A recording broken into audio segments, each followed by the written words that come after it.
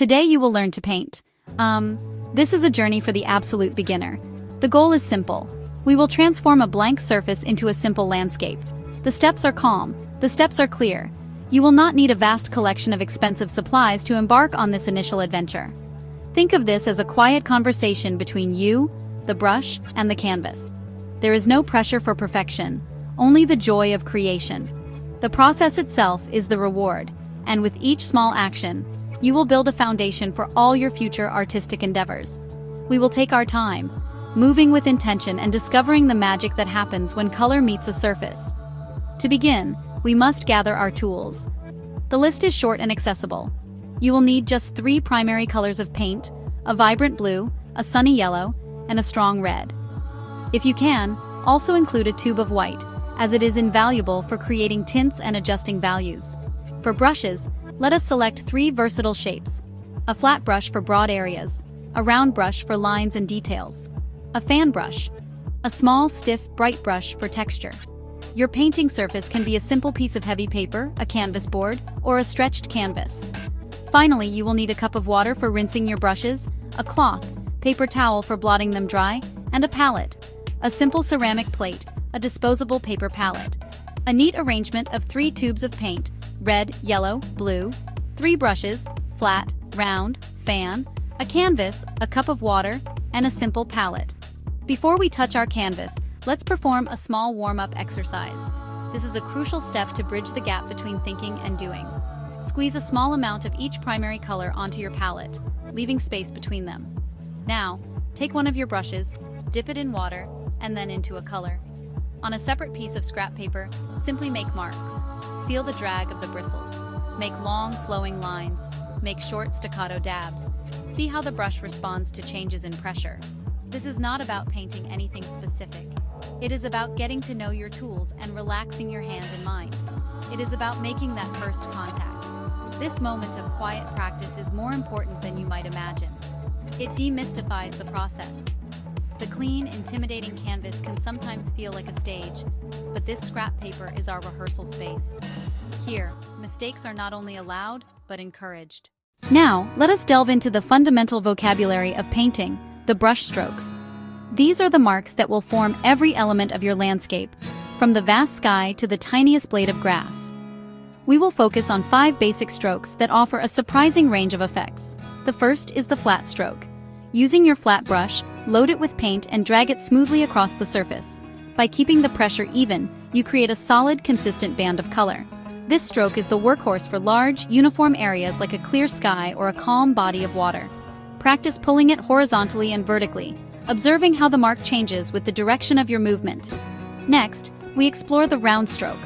With your round brush, the mark you make is highly sensitive to pressure. A light touch with the tip creates a fine line, perfect for delicate details like tree branches.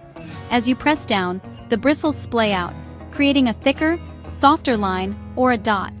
The third stroke is the fan, or dry stroke. Using your fan brush, or a flat brush with very little paint on it, you can tap or lightly drag the bristles. This technique is ideal for rendering textures like foliage, distant trees, blades of grass, creating an impression of detail without painting every single leaf. The fourth technique is the scrub or wash. A wash is a thin, semi-transparent layer of color. To create one, you will thin your paint with a bit of water until it has the consistency of ink. Using a loaded flat brush, you can then scrub the color onto the canvas in circular motions or crisscrossing motions. Lastly, we have the edge stroke. Every brush has a secret weapon: its thin edge. By turning a flat brush on its side or using the very tip of a round brush, you can draw crisp, sharp lines, defining edges, painting fine grasses, adding sharp highlights. With these strokes in mind, let's turn to our palette and the magic of color mixing. With just red, yellow, and blue, you can create a surprisingly vast spectrum. The principle is simple. Mixing 2 primary colors creates a secondary color. Combine blue and yellow, and you will get a range of greens, from a bright lime to a deep forest green, depending on the ratio. Mix red and yellow for oranges, red and blue for purples and violets. Adding a touch of white to any of these mixtures will lighten them, creating tints. Keep your color mixes clean on the palette. Dedicate a separate area for each new hue you create. Before a single drop of paint touches the final canvas, it is wise to form a simple plan. A landscape, in its most basic form, can be understood as a series of stacked layers. Let's mentally divide our canvas into 3 horizontal sections.